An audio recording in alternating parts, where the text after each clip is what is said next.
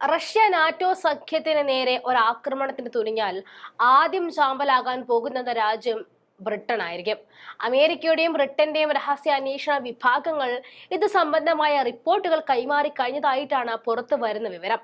മാത്രമല്ല, ഇറാൻ അനുകൂല ഗ്രൂപ്പായ ഹൂതികൾക്ക് കൂടുതൽ ആധുനിക ആയുധങ്ങൾ നൽകി ബ്രിട്ടനും അമേരിക്കയും ഫ്രാൻസും ഉൾപ്പെടെയുള്ള പ്രധാന നാറ്റോ രാജ്യങ്ങളും യൂറോപ്യൻ രാജ്യങ്ങളുടെയും കപ്പലുകൾ ആക്രമിക്കാനും റഷ്യ ഇടപെടൽ നടത്തുന്നതായിട്ടാണ് അമേരിക്കൻ ചേരി ആരോപിക്കുന്നത്. ഇതിൽ തന്നെ ബ്രിട്ടീഷ് കപ്പലുകൾ പ്രധാന ടാർഗറ്റായി മാറുമെന്നാണ് നാറ്റോ സംശയിക്കുന്നത്.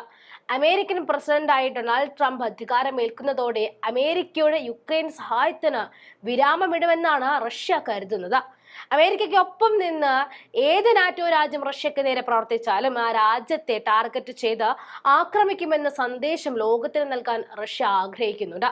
തങ്ങളുടെ രാജ്യത്തേക്ക് ദീർഘദൂര മിസൈൽ അയക്കാൻ യുക്രൈന് ബ്രിട്ടൻ അനുമതി നൽകിയതും തുടർന്ന് യുക്രൈൻ അത് പ്രയോഗിച്ചതുമാണ് ബ്രിട്ടനെ ശത്രുവായി പ്രഖ്യാപിക്കാൻ റഷ്യയെ പ്രേരിപ്പിച്ചിരിക്കുന്നത്.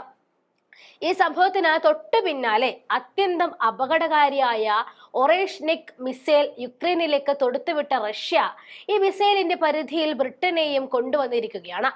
ആണവ പോർമുന വഹിക്കാൻ പറ്റുന്നതും ലോകത്ത് ഒരു ശക്തിക്കും തടുക്കാൻ കഴിയാത്തതുമായ ഈ മിസൈലിന്റെ ആദ്യ പരീക്ഷണത്തിന് ശേഷം ബ്രിട്ടനിലെ RAF ലേക്കൻഹീത്ത് ഉൾപ്പെടെയുള്ള 3 പ്രധാന ബ്രിട്ടീഷ് സൈനിക താവളങ്ങളിൽ അജ്ഞാതമായ ഒന്നിലധികം ഡ്രോണുകൾ നിരീക്ഷണ പറക്കലുകൾ നടത്തിയിട്ടുണ്ട്. ഇതാകട്ടെ ആക്രമിക്കുന്നതിന് മുൻപായി റഷ്യ നടത്തിയ ഒരു നിരീക്ഷണമായിട്ടാണ് അമേരിക്കയും ബ്രിട്ടനും സംശയിക്കുന്നത്. അമേരിക്കൻ വ്യോമസേനയാണ് അജ്ഞാത ഡ്രോണുകൾ സംബന്ധമായ സ്ഥിരീകരണം നൽകിയിരിക്കുന്നത്. ശീതകാലത്ത് അമേരിക്കൻ ആണവായുധങ്ങൾക്ക് ആതിഥേയത്വം വഹിച്ച നിർണായക താവളമായാണ് RAF ലേക്കൻഹീത്ത് അറിയപ്പെടുന്നത്. ഇപ്പോഴും ആണവായുധം അവിടെ ശേഖരിക്കപ്പെട്ടിട്ടുള്ളതിനാൽ റഷ്യ ഇവിടെ ആക്രമണം നടത്തിയാൽ ഈ താവളം മാത്രമല്ല ബ്രിട്ടൻ തന്നെയാണ് ഭൂപടത്തിൽ ഇല്ലാതായി മാറുക.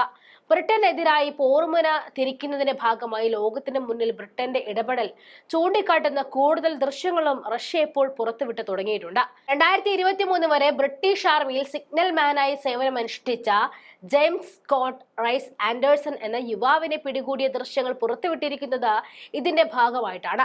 റഷ്യയിലെ കുർസ്ക് മേഖലയിൽ നിന്നുമാണ് ഇയാളെ പിടികൂടിയിരിക്കുന്നത്. വിദേശ റിക്രൂട്ട്മെന്റുകൾ അടങ്ങുന്ന യുക്രൈനിൽ സൈന്യത്തോടൊപ്പം ചേർന്ന് പോരാടുന്നതിനിടയിലായിരുന്നു ബ്രിട്ടീഷുകാരൻ പിടിക്കപ്പെട്ടത്. റഷ്യൻ പ്രദേശത്തിന് ഏകദേശം 5 കിലോമീറ്റർ അകലെ പ്ലെഗ്ദാവോ ഗ്രാമത്തിനടുത്തു നിന്നായിരുന്നു 22 വയസ്സുകാരനായ യുവാവിനെ പിടികൂടിയെന്ന് RIA നോവസ്റ്റി ടാസ് വാർത്താ ഏജൻസികൾ ഉദ്ധരിച്ചുകൊണ്ട് റഷ്യ ടുഡേ റിപ്പോർട്ട് ചെയ്തത്. യുവാവിനെ റഷ്യൻ സൈന്യം ചോദ്യം ചെയ്യുന്നതിന് നിരവധി വീഡിയോകളും റഷ്യൻ ടെലിഗ്രാം ചാനലുകൾ പുറത്തുവിട്ടിട്ടുണ്ട്. 2019 മുതൽ 23 വരെ ബ്രിട്ടീഷ് ആർമിയിൽ 1ാം signal brigade, 22 signal regiment, 252 squad എന്നിവയിൽ സിഗ്നൽ മാനായി താൻ സേവനമനുഷ്ഠിച്ചതായിട്ട് ആൻഡേഴ്സൺ സമ്മതിച്ചിട്ടുമുണ്ട്.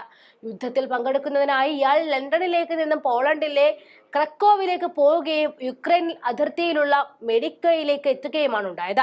തന്റെ താല്പര്യത്തിന് വിരുദ്ധമായി നിർബന്ധിതമായാണ് തന്നെ റഷ്യൻ മണ്ണിൽ യുദ്ധത്തിനായി അയച്ചതെന്നാണ് ആൻഡേഴ്സൺ പറയുന്നത്. അതേസമയം തങ്ങളുടെ മുൻ സൈനികനെ പിടികൂടിയതിനെ കുറിച്ച് പ്രതികരിക്കാൻ ബ്രിട്ടന്റെ പ്രതിരോധ മന്ത്രാലയം വിസമ്മതിച്ചിരിക്കുകയാണ്. തടങ്കലിൽ കഴിയുന്ന യുവാവിന്റെ കുടുംബത്തെ പിന്തുണയ്ക്കുകയാണെന്ന് മാത്രമാണ് ബ്രിട്ടീഷ് വിദേശകാര്യ മന്ത്രാലയം പറഞ്ഞത്. ഇക്കാര്യം ബ്രിട്ടീഷ് മാധ്യമങ്ങളും റിപ്പോർട്ട് ചെയ്തിട്ടുണ്ട്. ഈ മാസം ആദ്യം യുക്രൈനുമായുള്ള പോരാട്ടത്തിനിടെ കോൺവാളിലെ ഗണ്ണീസ് ലേക്കിൽ നിന്നുമുള്ള ഒരു യുവാവിനെയും അജ്ഞാത സ്ഥലത്ത് കൊല്ലപ്പെട്ട നിലയിൽ കണ്ടെത്തിയതായും വാർത്തകളുണ്ടായിരുന്നു. റഷ്യൻ മുന്നേറ്റത്തെ പ്രതിരോധിക്കാൻ യുക്രൈൻ അവരുടെ ഏറ്റവും മികച്ച സായുധ സംഘത്തെയാണ് വടക്കൻ അതിർത്തിയിൽ വിന്യസിപ്പിച്ചിരിക്കുന്നത്. ഇതിൽ ബ്രിട്ടനിലേത് ഉൾപ്പെടെയുള്ള നിരവധി ചാവേറുകളും ആധുനിക ആയുധങ്ങളും ഉണ്ടെന്നാണ് റഷ്യ വിലയിരുത്തുന്നത്. ഇതൊക്കെ ഉണ്ടായിട്ടും റഷ്യയുടെ മുന്നേറ്റത്തിന് മുന്നിൽ യുക്രൈൻ ഡോൺ ബോസ് മേഖല കൈവിട്ടു പോവുക മാത്രമല്ല, അവിടെ മൊത്തം 34,500-ലധികം സൈനികരെ നഷ്ടപ്പെടുകയും ചെയ്തിട്ടുണ്ട്. കുർസ്കിൽ 100 കണക്കിന് യുക്രൈൻ സൈനിക ടങ്കറുകളാണ് തകർക്കപ്പെട്ടിരിക്കുന്നത്. ഇതിൽ ബ്രിട്ടന്റെയും മറ്റ് നാറ്റോ രാജ്യങ്ങളുടെയും ടങ്കറുകളും ഉൾപ്പെടും. റഷ്യയുമായുള്ള യുദ്ധത്തിൽ നഷ്ടപ്പെട്ട തങ്ങളുടെ സൈനിക കുറവ് നികത്താൻ യുക്രൈൻ നിലവിൽ വല്ലാതെ പാടുപെടുകയാണ്. ഇതിനു പുറമെയാണ് സന്നദ്ധ പോരാളികൾ എന്ന രൂപത്തിൽ ബ്രിട്ടനും അമേരിക്കയും ഉൾപ്പെടെ അയച്ച കൂലിപ്പടയാളികളുടെ ഒരു ഒഴുക്കിലും കാര്യമായ കുറവുണ്ടായിരിക്കുന്നത്. ഈ പാശ്ചാത്യ പ്രോക്സി യുദ്ധത്തിൽ യുക്രൈൻ ജനതയെ പീരങ്കികളുടെ കാലിത്തീറ്റയായി വ്ളാഡിമിർ സെലൻസ്കി ഉപയോഗിക്കുകയാണെന്നാണ് റഷ്യ തുറന്നടിക്കുന്നത്. തന്റെ വ്യക്തിപരമായ അധികാരം സംരക്ഷിക്കാൻ ശ്രമിക്കുന്ന സെലൻസ്കി ഈ കൂട്ടക്കൊലപാതകത്തിൽ പങ്കാളിയാണെന്നും റഷ്യ ആരോപിക്കുന്നുണ്ട്. യുക്രൈൻ നുഴഞ്ഞുകയറ്റത്തെ സായുധ പോരാട്ടത്തിലെ ഒരു സുപ്രധാന വഴിത്തിരിവായിട്ടാണ് റഷ്യ വിശേഷിപ്പിക്കുന്നത്. യുക്രൈനിന്റെ എല്ലാ സൈനികരെയും കുർസ്ക് മേഖലയിൽ നിന്നും പുറത്താക്കുന്നതുവരെയും ഒരു സമാധാന ചർച്ചയും നടക്കില്ല എന്നും റഷ്യ വ്യക്തമാക്കിയിട്ടുണ്ട്.